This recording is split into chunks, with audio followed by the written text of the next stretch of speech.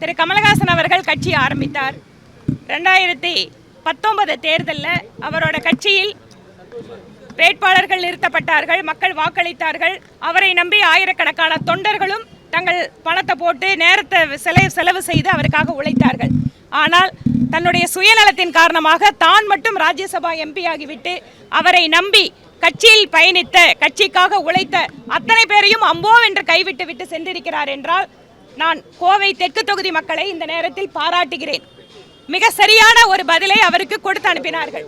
இப்படிப்பட்ட ஒரு தலைவர், தன்னுடைய கட்சிக்கு கூட விசுவாசமாக இல்லாத, கட்சியினுடைய தொண்டர்களை கூட காப்பாற்ற முடியாத ஒருவர் எப்படி ஒரு கட்சியை ஆரம்பித்து எப்படி வீணா போகிறதுங்கிறதுக்கு அவருடைய கட்சி என்பது சாட்சி.